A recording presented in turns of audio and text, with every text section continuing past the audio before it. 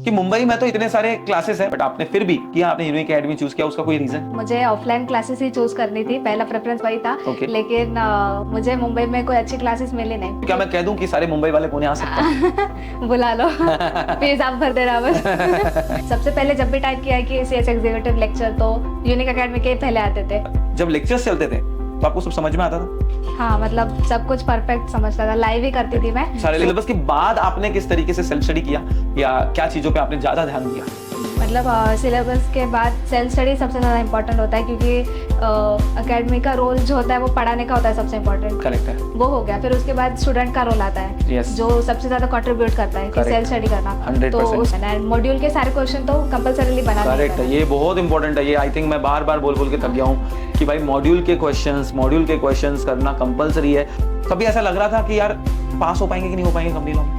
हाँ, वो लगा था, एग्जाम लिखते लिखते भी लग रहा था। मतलब देखो ये नेचुरल होता है, ये बहुत नेचुरल है। टेंशन आना, प्रेशर आना, नेगेटिविटी आनी बहुत नेचुरल है। फिर आपने रिजल्ट देखा, रिजल्ट में आई थिंक आपको चारों सब्जेक्ट में एग्जाम्शन है। हाँ, चारों में एग्जाम्शन है। माय गुडनेस, बहुत बढ़िया यार। और उसमें भी 83। हाँ, तो ये देख के क्या फीलिंग आई थी यार? मतलब मैंने तो रिजल्ट खोलते ही पहले पास ही देखा था।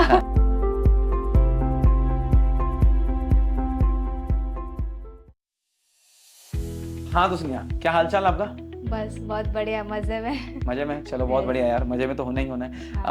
आज का इंटरव्यू का पर्पस बहुत क्लियर है कि हम चाहते हैं कि आपने प्रिपरेशन जिस तरीके से की वो बच्चों तक भी पहुंचे, हमारे सारे आपके जितने भी फ्रेंड्स हैं वहां तक पहुंचे, ताकि वो समझ सके कि यार एग्जाम में हमें किस तरीके से प्रिपेयर करना चाहिए, करेक्ट पाथ मिल सके। क्योंकि कंपनी लॉ जैसे सब्जेक्ट में खासकर हम कंपनी लॉ के बारे में बात करेंगे। सबसे पहला क्वेश्चन यार स्नेहा, आप कहाँ से हो? मैं मुंबई से। क्या बात है, आप मुंबई, मैं तो ये भी नहीं बोल सकता आप मुंबई जा सकते हो क्योंकि आप मुंबई से आए हो। तो ठीक है, आप मुंबई से हो, बहुत बढ़िया। तो यार मेरा पहला क्वेश्चन कि मुंबई में तो इतने सारे क्लासेस हैं, मुझे किसी मतलब अपने ऑब्वियस सी बात है, हम किसी क्लासेस को डिफेम करने यहाँ नहीं बैठे, इतने सारे क्लासेस हैं। ऑलरेडी इतनी बड़ी सिटी है मुंबई, तो उसमें कोई क्लासेस का कोई टेंशन तो है नहीं, बट आपने फिर भी ऑनलाइन चूज किया, आपने यूनिक एकेडमी चूज किया, उसका कोई रीजन?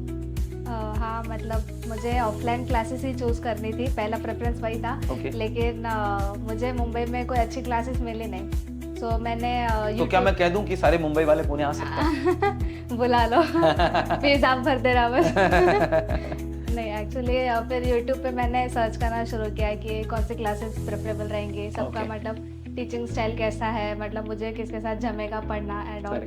सो मतलब सबसे पहले जब भी टाइप किया कि सीएस एग्जीक्यूटिव लेक्चर तो यूनिक एकेडमी के पहले आते थे। क्या बात तो है? पहले मतलब मैंने डेमो लेना चालू किया, तो फिर मुझे अच्छा लगा कि पढ़ाने का स्टाइल एंड सब कुछ, सो इसलिए फिर मैंने सोचा कि यूनिक से ही लेना चाहिए। क्या बात है, बहुत बढ़िया यार, बहुत बढ़िया डिसीजन आपने लिया। एंड यस, मैं ऐसा नहीं कहूँगा, देखो सभी अच्छा ही पढ़ाते हैं, इसमें कोई डाउट नहीं है, बट हाँ आपकी फ्रीक्वेंसी जिससे मैच हो वो बहुत जरूरी है। आपने CSET यूनिक से नहीं करा था? नहीं, वो सेल्फ स्टडी किया। अच्छा, CSET आपने यूनिक से किया ही नहीं था, आपने डायरेक्टली एग्जीक्यूटिव के डेमो लेक्चर्स देखे, डेमो में आपको पसंद आ गया और आपने एडमिशन लिया। दैट्स ग्रेट यार। सेकंड थिंग, अब प्रिपरेशन के बारे में हम लोग स्टार्ट करते हैं। 3 मेरे मेन क्वेश्चन है। पहला मेरा क्वेश्चन है कि जब लेक्चर्स आपके चल रहे थे, सारे सब्जेक्ट के जब लेक्चर्स चल रहे थे, कंपनी लॉ जब मैं पढ़ा रहा था, उस टाइम पे उस दिन का, जैसे आज मैंने कोई टॉपिक पढ़ा दिया तो उस दिन की स्ट्रेटेजी क्या होती थी, मतलब ड्यूरिंग द लेक्चर आपकी स्ट्रेटेजी क्या थी? सेकंड मेरा क्वेश्चन ये रहेगा कि एक बार आपके लेक्चर्स कंप्लीट हो गए, लेक्चर्स खत्म हो गए आपके, उसके बाद की स्ट्रेटेजी आपकी क्या थी? और तीसरा मेरा क्वेश्चन ये रहेगा कि एग्जाम के पहले किस तरीके से आपने पेपर को टैकल किया या किस तरीके से आपने सेल्फ स्टडी की। तो तीनों क्वेश्चन को इलैबोरेटली जो आपने फील किया, जो आपने किया है, वो आपको बताना है। तो जो पहला क्वेश्चन है मेरा कि जब लेक्चर्स चलते थे तो आपको सब समझ में आता था? हाँ, मतलब सब कुछ परफेक्ट समझता था, लाइव ही करती थी मैं। सारे लेक्चर तो, लाइव करती थी? वेरी गुड बेटा। मतलब फिर जो भी लाइव करती थी तो तभी के तभी on the spot doubts clear हो जाते थे चैटिंग के अंदर, हाँ, कम्युनिकेट कर सकते हो कमेंट्स में। तो इसलिए मतलब डाउट्स तो नहीं रहते थे, क्योंकि मेन तो बेस थियरी सब्जेक्ट का कॉन्सेप्चुअल क्लैरिटी होती है। करेक्ट। तो वो क्लियर हो जाती थी, तो इसलिए फिर पढ़ने में इजी होता था। और लेक्चर्स के बाद का स्केड्यूल क्या रखते थे आप? मतलब जैसे आज का लेक्चर्स कंप्लीट हो गए तो डेली कितना रिवीजन कर देते हैं? मतलब स्टार्टिंग में तो मैंने थोड़ा सा मतलब लाइटली रखा था, तो मैं स्टार्टिंग में मतलब लेक्चर्स के साथ नहीं पढ़ती थी। अच्छा, मतलब मुझे बट आपको पढ़ना है, सी समझिए, अब अगर हम पढ़ेंगे तो और वैल्यू ऐड होगी। करेक्ट है? हाँ, मतलब पढ़ना चाहिए, वो मतलब एक बेटर फ्लो बन जाता है कि आज अगर पढ़ा तो फिर कल अगर जब पढ़ेंगे तो पीछे का भी सब रिवाइज हो जाएगा एंड आगे का भी सब कॉन्सेप्चुअल क्लैरिटी बना रहता है। तो मतलब मैं तो कॉलेज के साथ क्लासेस करती थी, तो मतलब दोनों मैनेज करना पड़ता था। तो लेक्चर्स कभी कभी रिकॉर्डेड भी करने पड़ते थे शाम Okay, को, okay, तो इसलिए okay. टाइम थोड़ा कम मिलता था, बट रिवाइज करके फिर करती थी चलिए, नेक्स्ट डे बहुत का बढ़िया, लाइव। बहुत बढ़िया। अब आपका सिलेबस कंप्लीट हो गया, समझो बच्चों का सिलेबस कंप्लीट हो गया। कंप्लीट होने के बाद एक बहुत इंपॉर्टेंट रोल जो आपके सक्सेस में प्ले करता है, that is self study. Syllabus के बाद आपने किस तरीके से सेल्फ स्टडी किया या क्या चीजों पे आपने ज्यादा ध्यान दिया? मतलब सिलेबस के बाद सेल्फ स्टडी सबसे ज़्यादा इम्पोर्टेंट होता है, क्योंकि एकेडमी का रोल जो होता है वो पढ़ाने का होता है सबसे इम्पोर्टेंट, करेक्ट है, वो हो गया। फिर उसके बाद स्टूडेंट का रोल आता है, Yes. जो सबसे ज़्यादा कंट्रीब्यूट करता है कि Correct. सेल्फ स्टडी करना। 100%. तो उसमें मतलब मैंने ज़्यादा टाइम दिया था, 2.5 मंथ समथिंग मैंने दिए थे सेल्फ स्टडी सेल्फ स्टडी के लिए, बहुत तो बढ़िया। उसमें मतलब मैं दिन में मतलब वही करती थी कि थियरी सब्जेक्ट और प्रैक्टिकल सब्जेक्ट दोनों करती थी साथ में। तो थियरी सब्जेक्ट में कैसे मतलब पढ़ लेती थी और फिर उसके बाद उसकी question solving side by side कर लेती थी। जैसे अभी आपकी वो समाधान बुक थी, Correct. तो उसमें से क्वेश्चन सॉल्विंग मैं कर लेती थी, एक बार लर्न कर लिया एक टॉपिक, देन उसके क्वेश्चन सॉल्विंग कर लेती थी। तो क्या फिर बात। वो मुझे समझ जाता था कि एग्जाम में कैसे क्वेश्चन बनने के चांसेस है Good. या फिर कैसे होगा, तो वो मैं कर लेती थी। एंड प्रैक्टिकल का डेली क्वेश्चन सॉल्विंग रखते थे। क्या बात है यार, आई थिंक ये चीज बहुत इंपॉर्टेंट है, क्वेश्चन आंसर सॉल्विंग। जैसे कंपनी लॉ के लिए मैंने समाधान बुक बनाई हुई है, समाधान के अंदर अप्रोक्सीमेटली 400-500 केस स्टडीज है। तो आप जब तक क्वेश्चन आंसर सॉल्व नहीं करोगे आपको पता ही नहीं चलेगा क्वेश्चन कैसे आते हैं। उसमें सारे पास एग्जामिनेशन क्वेश्चन है, एक दो पेपर अपलोडेड नहीं है, उसमें अपडेट नहीं किए हैं, बट वेरी सुन वो भी अपडेट हो जाएंगे। तो कहने का मतलब क्या है कि आप जब तक ये नहीं समझोगे क्वेश्चन कैसे आएंगे या आपको क्वेश्चन बन रहे कि नहीं बन रहे हैं, तब तक आपको कॉन्फिडेंस नहीं आएगा। तो ये बहुत जरूरी है। यस, बिल्कुल सही बात है। अब नेक्स्ट थिंग ये होता है कि कंपनी लॉ बहुत वास्ट है, बहुत वास्ट है। पार्ट ए पार्ट बी, इतना यहाँ रिजोल्यूशन वो दिन, ये डेज के नोटिस, ये वो फलाना ढिमकाना, बहुत वास्ट है। तो उसको कंसाइज कैसे किया आपने? मतलब कंसाइज तो आप क्लास में जो हैंड रिटन करवाते थे उसी से हो जाता था, लेकिन जब आपने एक बार जब फर्स्ट टाइम लेक्चर्स के साथ पढ़ाया था तब मैंने मॉड्यूल भी गो थ्रू किया था साथ ही साथ। Very good. तो जो भी मुझे एडिशनल लगता था कि इम्पोर्टेंट है तो वो मैं आपके नोट्स के साथ लिख लेते थे। बहुत बढ़िया, बहुत बढ़िया। This is the correct approach I think कि नोट्स के साथ आप मॉड्यूल रेफर करो, जो चीजें आपको लग रही है कि मॉड्यूल में एक्स्ट्रा है। देखो यार, नोट्स बनाएंगे थोड़े तो कंसाइज होने ही होने, तो उसमें आप मॉड्यूल की चीजें ऐड कर सकते हो डेफिनेटली, तो आपके नोट्स या हैंड रिटन नोट्स ही परफेक्ट बन सकते हैं। Yes, carry on. तो वो मतलब कर लेती थी। फिर जो कॉन्सेप्चुअल क्लैरिटी उससे याद हो जाता था, लेकिन बस 2-3 बार रीड कर लेती थी तो परफेक्ट वो बैठ जाता था माइंड में। एंड जो टेक्निकल चीज़ें थी उन्हें याद करने में थोड़ा मुश्किल होता था, लेकिन फिर वो वही निमोनिक्स बना के या फिर जैसे आप क्लास में थोड़ा सा ट्रिक्स बता के करते थे, कहानी बना के एंड कोड वर्ड्स बना के, तो उस तरीके से याद रखने का ट्राई करते थे। तो वो मतलब फिर याद हो जाता था इसलिए। बहुत बढ़िया। कितने रिवीजन आपने कंपनी लॉ के लिए किए थे पेपर देने के पहले? 4-5 रिवीजन। तो 4-5 रिवीजन किए? 4 प्रॉपर किए थे एंड एक जो एग्जाम के पहले करते हो। यार बच्चों को मतलब ऐसा लगता है कि एक रिवीजन 2 रिवीजन से हो जाएगा। कुछ बच्चे पूछते हैं सर मैराथन देख के हो जाएंगे क्या? सी यार, marathon is meant for revision actually. वो रिवीजन के लिए होता है, वो आपको ऐसा कि आपने पढ़ा है तो ये आपको हेल्प करेगा। लेकिन आप सिर्फ कंपनी लॉ जैसा सब्जेक्ट या कोई भी सब्जेक्ट, कंपनी लॉ नहीं कोई भी सब्जेक्ट, अगर आप सिर्फ मैराथन से देखोगे तो it will be very difficult की पास करना। और शॉर्टकट कुछ भी नहीं है यार, पूरा कुछ सब कुछ करना पड़ता है। कंपनी लॉ का approximately 250 hours 230 hours 230 to 250 hours के लेक्चर्स होते हैं, उसके बाद रिविजन्स होते हैं, एग्जॉस्टिव आपको पढ़ना पड़ता है, तो वो बहुत जरूरी है। हाँ, तो हैंड रिटन नोट्स पे आता है कि यार हैंड रिटन नोट्स आपको बहुत हेल्प करते हैं। अब कुछ लोग हो सकते हैं क्रिटिसाइज भी करते हैं, लेकिन मेरा ऐसा मानना है मतलब पर्सनली कि जब तक आप उसको कंसाइज नहीं करोगे तब तक एग्जाम में आप मतलब उसको 5 बार मॉड्यूल आप रीड करना 5 बार, इट्स वेरी टफ। तो आपको एक बार डेफिनेटली मॉड्यूल से गो थ्रू हो जाना है या नोट से गो थ्रू हो जाना है, उसके बाद आपको कहीं ना कहीं उसकी समरी बनाना बहुत जरूरी है। मैं ये नहीं बोलूंगा कि मेरे हैंड रिटन नोट्स यूज करो, कोई भी आपने आपके खुद के हैंड रिटन नोट्स बनाए होंगे या आपने उसको कंसाइज किया होगा, समरी बनाया होगा, that will be very helpful. Next thing, आपने एग्जाम के एक दिन पहले क्या मॉड्यूल पढ़ा था? नहीं, मॉड्यूल नहीं, नोट से ही पढ़ा था। उसमें भी कौन से नोट्स, मेन नोट्स या हैंड रिटन नोट्स? नहीं, हैंड रिटन नोट से ही पढ़ा था। मतलब मैंने जो वेटेज वाले चैप्टर्स थे उनको प्रायोरिटी दी थी। पार्ट भी सबसे ज्यादा इम्पोर्टेंट है, तो वो सबसे पहले मैंने 2 रिवीजन कर लिए थे। 1.5 दिन था तो उसमें मतलब शाम तक मैंने पढ़ लिया था 2 बार, एंड देन बाकी का जो दिन था उसमें पार्ट ए पूरा का पूरा एक बार कवर कर लिया। क्या बात, क्या बात, बहुत बढ़िया। स्नेहा ने जैसे बोला कि उसने 4 रिवीजन तो बहुत अच्छे से किए थे और एक रिवीजन एग्जाम के पहले किया था। अब बहुत बच्चों को डाउट होता है सर 5 रिवीजन कैसे पॉसिबल है? भाई पॉसिबल है। कब पॉसिबल है?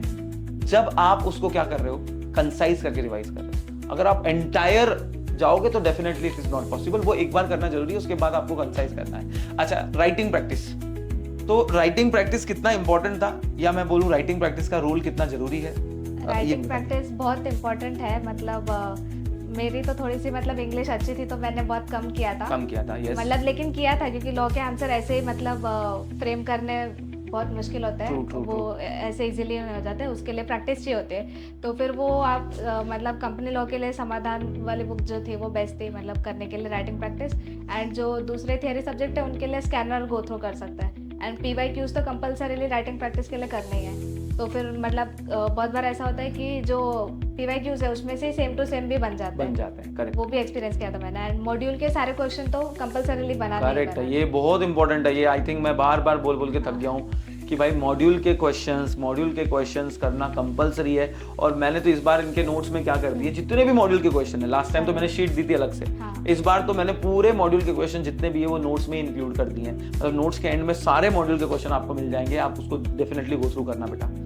Yes. और मतलब मैं एक और चीज़ ऐड करूँगी कि राइटिंग प्रैक्टिस करना ही है तो मतलब ऐसे कर सकते हैं कि आपने जो भी पूरे वीक्स में चैप्टर पढ़े ना उसका मतलब वीकेंड पे सैटरडे संडे पे उसके एक दो क्वेश्चन लिख के देख सकते हो कि जम रहे हैं या नहीं, क्योंकि सारे क्वेश्चन मतलब लिख के देखना इज नॉट पॉसिबल भी नहीं है इतना। और लॉजिकल भी नहीं, इतना सब क्यों लिखना है, एक दो लिखेंगे तो भी मतलब ये हो जाता है, फ्लो बन जाता है कि कैसे लिखना हो। हाँ, जो वर्नाकुलर मीडियम वाले स्टूडेंट है उनको थोड़ा फोकस और ज्यादा करना चाहिए राइटिंग प्रैक्टिस में। जैसे अगर 2-3 क्वेश्चन है तो आपने 5-6 क्वेश्चन करने चाहिए। अच्छा, एक और चीज, आपने पेपर कितने मार्क्स का अटेम्प्ट किया था? फुल 100 मार्क्स का अटेम्प्ट। फुल 100। देखो यार, ये बहुत जरूरी है। 100 मार्क का पेपर लिख के आओगे तभी यू कैन मतलब स्कोर 80, 70, 60। अगर आप लिखोगे ही 60-70 मार्क का तो हम एक्सपेक्ट नहीं कर सकते कि आपको 40 भी आएंगे। पेपर पूरा कंप्लीट करना है और पेपर कंप्लीट होता है अगर आप अच्छे से टाइम मैनेज करो तो। पढ़ाई अच्छे से करके गए हो तो पेपर डेफिनेटली मैनेज होता है। नेक्स्ट थिंग, बहुत सारे ऐसा होता है कि यार बहुत सारे ज़्यादा इंस्टाग्राम, फेसबुक या हम लोग बोल सकते हैं आजकल ये स्नैपचैट और भी बहुत सारे एप्लीकेशन है सोशल मीडिया जिसको हम लोग बोलते हैं, हम भी यूज़ करते हैं। तो उस पर कितना टाइम हमने इन्वेस्ट करना है, इन्वेस्ट बोलूँगा या वेस्ट बोलूँगा, कितना टाइम उसमें इन्वॉल्व करना है हमें और कितना अपने आप को कैसे रिस्ट्रिक्ट कर सकते हैं, वो बहुत ज़रूरी है। हाँ मतलब डिस्ट्रैक्शन है वो सबसे बड़ा, मतलब पढ़ाई के टाइम वो होना ही नहीं चाहिए। मैंने भी पढ़ाई के टाइम उसे सारा का सारा जो भी डिस्ट्रैक्शन था, इंस्टाग्राम हो या स्नैपचैट हो या जो भी हो, उसे डीएक्टिवेट कर दिया था, अनइंस्टॉल भी कर दिया था। क्या बात है, क्योंकि फिर वो नोटिफिकेशन होते हैं वो फिर हमें पढ़ाई से डिस्ट्रैक्ट करते हैं। सही बात तो है। वो तो नहीं करना चाहिए। लेकिन अगर कभी बहुत ही ज़्यादा जो बर्न आउट हो जाता है माइंड कभी कभी, तो कभी ब्रेक के लिए अगर चाहिए तो हम लोग सॉन्ग्स वगैरह सुन सकते हैं। तो वो मतलब एक रिफ्रेशमेंट के लिए आप ठीक है, भजन सुन लिए, गाने सुन लिए। हाँ, तो उतना टाइम आप इन्वेस्ट कर सकते हो, बाकी तो वो डिस्ट्रैक्शन है तो नहीं करना चाहिए। Correct. Next question, test series आपने दी थी या टेस्ट सीरीज कैसे आपने करी? नहीं, टेस्ट सीरीज नहीं। आपने टेस्ट सीरीज नहीं थी, एक भी टेस्ट सीरीज आपने नहीं दी थी? नहीं, इंटरनल टेस्ट सीरीज आपने दी थी। सी इंटरनल टेस्ट सीरीज जो होती है वो आपने दिया था, मेन टेस्ट सीरीज आपने नहीं। स्टिल रिकमेंडेड है, आपने टेस्ट सीरीज देनी चाहिए। इनफैक्ट इंटरनल टेस्ट सीरीज उन्होंने दी थी, तो इंटरनल टेस्ट सीरीज के साथ साथ मेन टेस्ट एक टेस्ट सीरीज भी देना बहुत बेनिफिशियल है, क्योंकि आपको समझ में आता है कि 3 घंटे बैठ के क्या हम पेपर लिख पाएंगे क्या। तो 3 आवर्स में पेपर आपका कंप्लीट हो रहा है या नहीं हो रहा है, ये आपको समझ में आएगा। हाँ, मतलब वो मैंने परचेज नहीं करी थी, लेकिन वो मैंने पिछले साल का जो PYQ था वो लिखा हाँ, बस वही टाइमर लगा के। परचेज करना की कोई मतलब ये नहीं है, मतलब वो टेस्ट देना जरूरी है। आपको समझना बहुत जरूरी है कि 3 घंटे में पेपर हो पा रहा है कि नहीं हो पा रहा है। मेरा नहीं हुआ था, लेकिन फिर वो प्रेशर बन गया था माइंड में कि करना ही पड़ेगा, तो फिर वो एग्जाम में हो गया था मेरे एग्जाम। बहुत बढ़िया है, बहुत बढ़िया। नेक्स्ट थिंग, जैसे यार आपने बताया कि पेपर के पहले आपने 1.5 टाइम रिवीजन कर लिया था, कभी ऐसा लग रहा था कि यार पास हो पाएंगे कि नहीं हो पाएंगे कंपनी लॉ में? हाँ, वो लगा था, एग्जाम लिखते लिखते भी लग रहा था। मतलब देखो ये नेचुरल है, ये बहुत नेचुरल है। टेंशन आना, प्रेशर आना, नेगेटिविटी आनी बहुत नेचुरल है। बट सोचो, जिसने 83 ऑल इंडिया हाईएस्ट स्कोर किया है, उसके दिमाग में भी ये चल रहा था कि 40 आएंगे कि नहीं आएंगे। तो ऑब्वियस ही बात है, वो नेचुरल चीज़ है, उसमें कोई टेंशन लेने वाली बात नहीं है। बस प्रोसेस बहुत जरूरी है, पढ़ाई करते रहो। बहुत बढ़िया। क्योंकि भाई मतलब जो पढ़ाई करते हैं उनके मन में डर रहता है कि होगा नहीं होगा, मतलब जो करते नहीं उनको तो डर है ही नहीं। इसलिए करेक्ट है। तो वो डर रहेगा, डर होना जरूरी है, बट डर के साथ पढ़ाई होना चाहिए। हाँ। डर के बैठे आप पढ़ाई नहीं करोगे तो वो तकलीफ हो सकती है। That's true. फिर आपने रिजल्ट देखा, रिजल्ट में आई थिंक आपको चारों सब्जेक्ट में एग्जाम्पशन है। हाँ। चारों में एग्जाम्पशन है। माय गुडनेस, बहुत बढ़िया यार। और उसमें भी 83। हाँ। तो ये देख के क्या फीलिंग आई थी यार? मतलब मैंने तो रिजल्ट खोलते ही पहले पास ही देखा था। हाँ, वो सब वही दिखते हैं। तो वो पास क्या देख के बात है। खुश हो गई थी, फिर मैंने वो मार्क्स देखे नहीं, फिर बाद में वो हमारा ऑफिशियल ग्रुप होता है ना हाँ। जिससे हम पोस्ट करते रहते हैं, बात करते रहते हाँ। हैं, तो उस पर मैंने पोस्ट कर दिया ऐसे ही बिना देखे कि मैं पास हो गया एंड ऑल। हाँ। तो फिर दोस्तों ने बताया कि अरे तुझे कंपनी लॉ में 83 आया, तब जो खुशी एपिक मतलब ऑन द स्काई थी, बियॉन्ड द स्काई थी। मतलब क्या मैंने बात है। एक्सपेक्ट ही नहीं किया था कि एग्जामिशन भी आएगा, लेकिन फिर 83 बहुत। आई थिंक स्नेहा का पेपर भी मंगवाया हुआ है, डेफिनेटली उसके ऊपर भी एक छोटा सा वीडियो डिस्कशन हम लोग करेंगे कि किस तरीके से आपको पेपर लिखना है। वो भी बहुत जल्दी अपने यूट्यूब चैनल पे अपलोड हो जाएगा। जिन्होंने ये चैनल सब्सक्राइब नहीं किया है, न्यू है, उन्होंने जल्दी से सब्सक्राइब कर लेना है ताकि ऐसे अपडेट आते रहे। स्नेहा, अब एक दो चीज़ें और बस पूछना चाहूँगा मैं कि जैसे फॉर एग्जाम्पल आपने एक ग्रुप दिया था, आपने 6 महीने का प्रिपरेशन किया, 6 महीने में कितनी कनेक्टिविटी रखना बहुत जरूरी है। जैसे मतलब कभी ऐसा हुआ कि 10 दिन आपने लेक्चर ही नहीं देखे, 5 दिन आपने लेक्चर ही नहीं देखे और उसके बाद ब्लैंक हो गया, ऐसा कभी हुआ? नहीं, मतलब वो माइंड में था कि मतलब वो प्रेशर था कि करना ही पड़ेगा, क्योंकि अगर बीच में छोड़ दिया तो फिर वो लिंक टूट जाएगी एंड फिर पढ़ने का मन नहीं होगा। तो फिर मैंने लाइव लेक्चर्स तो कंटिन्यू रखे ही थे, फिर 1-2 दिन बीच में पढ़ाई नहीं हो पाती थी किसी ना किसी कारण की वजह से, लेकिन लेक्चर्स तो मैं रोज ही देखती थी। वो कनेक्टिविटी बहुत इंपॉर्टेंट है। बहुत क्या होता है, बहुत सारे बच्चे से होते हैं कि 5 दिन 7 दिन 10 दिन लेक्चर नहीं देखे, उसके बाद इतना बैकलॉग का प्रेशर, बैकलॉग का प्रेशर, उस प्रेशर के चक्कर में वो एक चैप्टर छोड़ देते हैं कि चलो अगले चैप्टर से करेंगे। अगले चैप्टर में भी फिर वही एक आध 2 दिन निकल जाते हैं और वो बैकलॉग का प्रेशर इतना होता है कि अटेम्प्ट पे क्वेश्चन मार्क आता है, फिर हम अटेम्प्ट स्किप करते हैं, अगले अटेम्प्ट का सोचते हैं, क्लासेस का पैसा भरा हुआ होता है, उसकी वैलिडिटी होती है, सारी चीजें पूरा मैसअप हो जाता है दोस्तों। तो वो बहुत जरूरी है कि आपने डिसिप्लिन और कनेक्टिविटी आपने मेंटेन करनी है, कंटिन्यूअस अपने लेक्चर्स देखने हैं, सिलेबस टाइम पे कंप्लीट करना है, रिवीजन टाइम पे करना है, 3 से 4 रिवीजन करना तो कंपलसरी ही है। ठीक है, कंसिस्टेंसी बहुत इंपॉर्टेंट है। मैं अभी कुछ आपको स्केल बेस्ड क्वेश्चन पूछूंगा कि आपको यूनिक एकेडमी का ओवरऑल एक्सपीरियंस कैसा रहा, आउट ऑफ 1 to 10? 10 on 10 था। 10 on 10। इस चीज के लिए आपको पैसे नहीं मिले, डोंट वरी। 10 on 10 है, मतलब very good, thank you so much for the appreciation. Company law का एक्सपीरियंस आपका कैसा रहा? कंपनी लॉ का सबसे बेस्ट था चारों सब्जेक्ट में से। मोदी सर को बोलूंगा, मोदी सर आपको फिर बाद में बात करेंगे। यार आई थिंक सारी फैकल्टीज के सारे ही हमने सारे बेस्ट है, लेकिन मतलब मुझे कंपनी लॉ में ज्यादा पसंद आता था, है, ठीक है, इसलिए कंपनी लॉ आपको ज्यादा पसंद है। बहुत अच्छी बात है, बहुत बढ़िया, वेरी गुड यार, all the best for the group 2। And मैं उम्मीद करता हूँ ग्रुप 2 में भी CMSL का रिजल्ट इसी तरीके से आया आपका और हम एक और इंटरव्यू रिकॉर्ड करें। नहीं, मैं थोड़ा सा एक ऑनलाइन बिल्कुल ऑनलाइन स्टूडेंट को आप कुछ करना चाहोगे तो बिल्कुल ऐड करिए। हाँ, मतलब ऑनलाइन स्टूडेंट्स का कई बार ऐसा होता है कि मतलब 12-12, 13-13 घंटे नॉन स्टॉप लेक्चर्स लाइव देखने पड़ता है, तो कभी कभी मॉरल डाउन हो जाता है कि पढ़ना ही नहीं है, अभी तो करना ही नहीं है, क्यों कर रहे हैं हम, पता नहीं, कुछ नहीं, इतनी मेहनत करके पास नहीं हो रहे एंड ऑल। तो वो मॉरल डाउन नहीं करना है एंड हमेशा वही मोटिवेशन बना के रखना है। जब रिजल्ट की खुशी होगी ना, तब सारे के सारे एफर्ट्स वर्थ लगेंगे। एंड मतलब वही है कि मेरा तो मोटिवेशन ऐसा ही रहता था कि अभी जो पढ़ रही हूँ ना, वो बुक्स अभी बाद में हाथ लगानी नहीं है। तो ये मोटिवेशन से मैं पढ़ती थी, क्योंकि फिर बाद में जब CS बन जाएंगे तब पैसे का मोटिवेशन आ जाएगा, लेकिन अभी तो पास होने का मोटिवेशन चाहिए रहता है। लेकिन पास होने के मोटिवेशन से नहीं, नॉलेज के मोटिवेशन से पढ़ना है। एंड मतलब जो भी हमारे पेरेंट्स हैं, हमारे लव्ड वंस हैं, उनको खुश देखना है, खुद की खुशी के लिए, खुद के फ्यूचर को सिक्योर करने के लिए पढ़ना है। एंड मैं भी थैंक यू कहना चाहूँगी अकेडमी को भी, मेरे पेरेंट्स को भी और मेरे फ्रेंड्स को भी, जिन्होंने मेरे को पूरे जर्नी में हेल्प आउट किया। जब भी मैं डाउन हो जाती थी तब सबने हेल्प किया मेरे को। क्या बात है। एंड पुश आउट किया, मेरे को पॉजिटिविटी फील करवाई एंड उसी में मतलब मेरा रिजल्ट दिखा। हाँ, सराउंडिंग भी आपका मैटर करता है। अगर आपका सराउंडिंग अच्छे लोगों के साथ है, पॉजिटिविटी के साथ है, तो डेफिनेटली हेल्प करता है। अगर आपके साथ ही नेगेटिव लोग बैठे हुए हैं जो आपको बस डेविएट करना चाहेंगे, आपको इधर उधर लेके जा रहे हैं, ये करोगे, तो फर्क पड़ता है, डिफरेंस आता है। मतलब वो एक ये रहता है कि सब घूमने जा रहे हैं, सब एंजॉय कर रहे हैं और हम घर बैठ के पढ़ रहे हैं, लेकिन वो अभी हम घर बैठ के पढ़ रहे हैं, लेकिन हम फ्यूचर में हम भी घूमने जाएंगे, हम भी सारा एंजॉयमेंट करेंगे। तो वो मोटिवेशन से पढ़ लेना चाहिए और कुछ नहीं, खुद को पुश आउट कर लेना चाहिए, खुद के लिमिट्स को आगे बढ़ा लेना चाहिए एंड फिर जब रिवॉर्ड मिलेगा तब रियल सेटिस्फैक्शन एंड खुशी मिलेगी। क्या बात है यार स्नेहा, बहुत बहुत बढ़िया इनपुट्स है। तो हम लोग डेफिनेटली CMSL, ECIPL या टैक्स, डेफिनेटली तीनों में मैं उम्मीद करूंगा आप तीनों में 80+ लेके आओ और हम वापस से तीनों फैकल्टी मिलके आपका इंटरव्यू करेंगे। So thank you so much Sneha and I think आपको भी कुछ बहुत सारे इनसाइट्स आपको मिले होंगे, डेफिनेटली आप कमेंट करके बताना दोस्तों। थैंक यू सो मच, सी या, बाय बाय, टेक केयर।